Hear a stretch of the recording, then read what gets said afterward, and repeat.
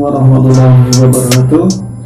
Alhamdulillah rabbil alamin, wassalatu wassalamu ala asrofil anbiya'i wal mursalin wa ala alihi wa sahbihi ajma'in. Apa kabar semuanya? Semoga hari ini kita diberikan kesehatan oleh Allah Subhanahu wa taala sehingga bisa melaksanakan aktivitas bagaimana biasa dengan segala keterbatasan ataupun kelebihannya masing-masing. Oke, pertemuan hari ini berkaitan dengan tema kita, yaitu tentang hakikat ibadah. Nanti ada beberapa sesi ya dalam setiap kali pertemuan. Hakikat ibadah nanti saya akan bagi menjadi 3 materi dalam 2 pertemuan. Yang hari ini kita akan bahas tentang pengertian ibadah ya. Terus nanti ada pembagian ibadah. Ada berapa nanti pembagian ibadah itu. Jadi dalam pertemuan hari ini kita belajar tentang hakikat ibadah, mengenai pengertian ibadah, terus pembagian ibadah. Jadi ada 2 nanti pembagian ibadahnya. Yang pertama kita mau bahas tentang pengertian ibadah. Apa sih sebenarnya ibadah itu? Ya, mungkin kita sudah sering mendengar ya, bahkan kita melakukan, kita seorang muslim pasti melakukan semua ibadah ya, baik itu ibadah sholat, ibadah haji, zakat, puasa. Nah, kita juga harus tahu apa sih sebenarnya ibadah itu. Jadi ketika kita sudah tahu ya, kita sudah paham, kita sudah mengerti dengan arti ibadah, sehingga kita pun melaksanakan ibadah itu akan terasa ringan. Kenapa begitu? Karena kita tahu maksudnya, kita tahu makna dari ibadah itu. Jadi kita tidak ngambang untuk melaksanakan ibadah itu, sehingga kita tidak ragu untuk melaksanakan ibadah itu, sehingga kita tidak malas-malasan untuk melaksanakan ibadah itu. Oke semuanya, pengertian ibadah. Ibadah kalau diartikan secara bahasa atau menurut bahasa itu artinya taat ya. Jadi ibadah itu artinya taat, atau bisa juga tunduk ya, dan juga pengabdian. Jadi kalau bahasa itu, menurut bahasa ibadah itu bisa diartikan menjadi taat, bisa diartikan tunduk, dan juga bisa diartikan sebagai pengabdian. Nanti kita akan bahas itu. Nah, kalau dirinci satu-satu terkait dengan taat dan tunduk ya, atau pengabdian, dengan ada 3 arti dalam bahasa itu.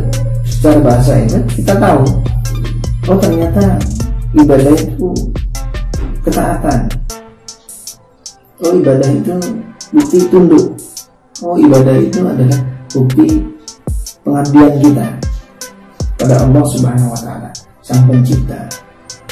Nah, setidaknya kita memahami itu. Nah, yang dimaksud taat, yang dimaksud tunduk, yang dimaksud pengabdian itu seperti apa? Nah, sedangkan menurut istilah atau menurut Muhammadiyah ya, definisi ibadah menurut Muhammadiyah itu mendekatkan diri kepada Allah Subhanahu wa taala dengan melaksanakan segala perintahnya dan menjauhi segala larangannya, serta mengamalkan apa saja yang diperkenankan oleh Allah Subhanahu wa taala. Ini bisa dilihat di himpunan putusan tarjih Muhammadiyah halaman 276. Nah, kita sudah tahu ya, kita sudah tahu menurut bahasa tadi seperti itu ya, antara taat, tunduk, dan pengabdian. Nah, secara istilah ataupun secara menurut Muhammadiyah berarti kita ini melaksanakan segala perintah Allah dan menjauhi larangannya, dan mengamalkan semua perbuatan yang diperbolehkan oleh Allah Subhanahu wa Ta'ala. Nah, jadi sudah tergambar ya. Jadi kira-kira apa saja ibadah itu, terus kira-kira apa sih yang dilakukan. Jadi intinya beribadah itu melaksanakan segala perintah Allah dan menjauhi larangan-larangan, terus mengamalkan apa yang diperbolehkan, ya.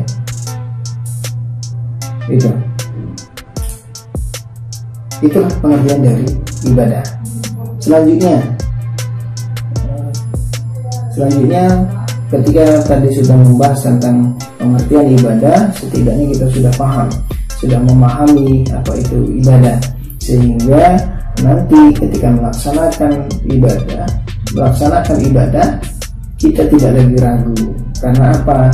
Karena ibadah adalah melaksanakan segala perintah-perintah Allah dan menjauhi segala larangan-larangan Allah, dan mengamalkan apa yang diperbolehkan oleh Allah Subhanahu wa Ta'ala.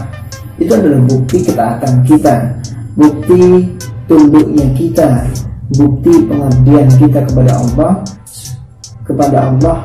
ya. Bukti bahwa kita memang benar-benar meyakini Allah lah pencipta kita, Allah lah yang menguasai langit dan bumi, Allah yang menciptakan semua alam semesta ini. Nah, itu buktinya.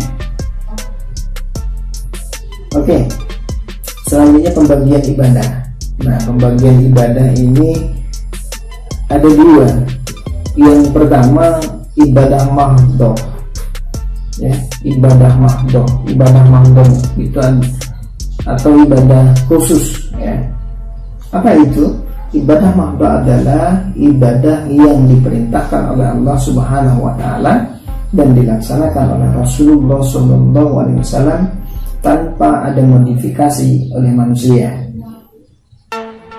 Nah, ini ibadah mahdhahnya apa? Ibadah mahdhah ini atau ibadah khusus ini ibadah yang diperintahkan oleh Allah Subhanahu wa Ta'ala dan dilaksanakan oleh Rasulullah SAW tanpa modifikasi oleh manusia. Jadi tidak boleh dimodifikasi. Jadi kalau kita sudah pintar, sudah pandai, sudah tahu, ya, dalam hal ini, ya, dalam hal perintah ini, manusia tidak boleh memodifikasinya. Manusia tidak boleh terlalu kreatif, ya, berlebihan. Jadi yang tidak disuruh kita lakukan, yang disuruh malah tidak, akhirnya berlebih. Itu kenapa? Karena ibadah mahdhah memiliki tingkatan, tata cara dan perinciannya dalam melaksanakan. Jadi dalam melaksanakan ibadah, ya, ibadah mahdhah ini, ibadah khusus ini sudah ditentukan oleh Allah Subhanahu wa Ta'ala. Jadi dari tata caranya atau tingkatan-tingkatannya itu sudah ditentukan. Contohnya seperti apa? Contohnya yang perlu kita ketahui yaitu terkait dengan taharah, ya, itu bersuci. Bersuci itu bisa pakai apa? Berwudu, ya, tayamum, atau mandi, ya, atau mandi hadas. Nah, itu dari semuanya tadi yang saya sebutkan itu terkait dengan taharah. Berarti taharah merupakan salah satu ibadah mahdhah, ibadah khusus, ibadah yang sudah diperintahkan oleh Allah Subhanahu wa Ta'ala dan dilaksanakan oleh Rasul, dan manusia tidak boleh memodifikasinya, tidak boleh menambah dan tidak boleh mengurang, ya. Contohnya lagi selain taharah apa? Yaitu sholat, puasa, umrah dan haji.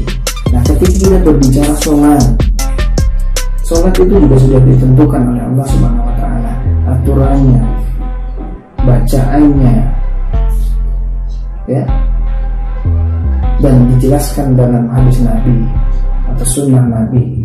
Jadi dicontohkan oleh Nabi bagaimana sholatnya Nabi, itulah sholatnya kita, ya. begitu. Jadi penjelasannya begitu. Jadi sholat itu ya kita harus sesuai. Tidak boleh kita tambah-tambah dan tidak boleh juga kita mengurangi. Ya, jadi gerakan-gerakan sholat itu sudah ada, ya, sudah ditentukan di dalam Al-Quran dan hadis Nabi. Jadi kita juga tidak boleh kreatif di dalam sholat. Yang tidak boleh ya jangan, ya jangan dikerjakan.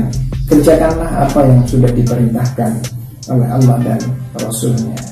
Umrah juga begitu, haji juga begitu, ya, puasa juga begitu. Jadi intinya itu ibadah mahdhah, ibadah khusus atau ibadah yang memang diperintahkan oleh Allah Subhanahu wa taala dan dilaksanakan oleh Rasul tanpa ada modifikasi oleh manusia. Jadi tidak boleh berkreatif di sini, tidak boleh menambah ataupun mengurangi. Laksanakan, lakukan. Sami'na wa ata'na. Nah itu. Aku dengar dan kami dengar dan kami taati. Sudah, lakukan saja. Nah, itu berkaitan dengan ibadah mahdhah.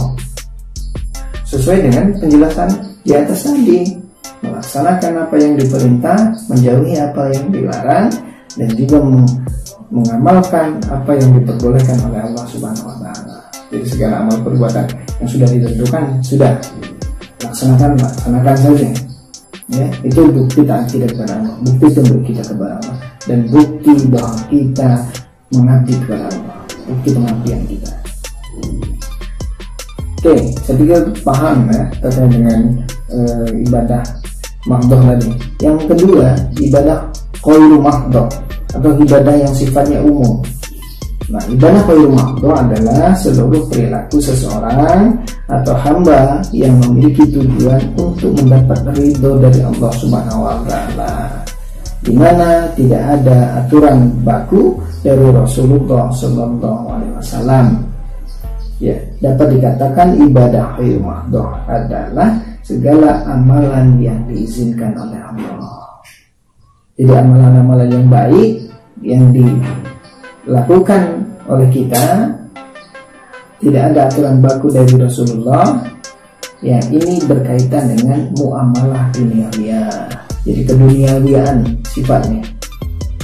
Ibadah yang berkaitan dengan duniawiaan. Jadi bersifat umum, sifatnya duniawi. Nanti kita boleh berkreatif di sini. Ya, kita boleh berkreatif di sini. Ibadah ghairu mahdhah yang sifatnya duniawi itu diperbolehkan selagi ya itu diperkenankan atau diperbolehkan oleh Allah Subhanahu wa taala, yang sifatnya baik. Jadi ibadah-ibadah yang sifatnya baik itu ghairu mahdhah, tidak ada tuntunan secara bakunya. Itu. Oke, mungkin ini yang bisa saya sampaikan kali ini. Nanti kita lanjutkan untuk sesinya. Oke, bagi nanti ada pertanyaan-pertanyaan bisa dilakukan di akun e-learningnya, atau juga bisa dilakukan nanti ketika nanti saya upload di YouTube, bisa di YouTube juga langsung bertanya di sana. Oke, mungkin ini yang bisa saya sampaikan. Kita tunggu yang selanjutnya. Semoga bermanfaat. Lebih dan kurang mohon maaf. Bila bisa berhak, wassalamualaikum warahmatullahi wabarakatuh.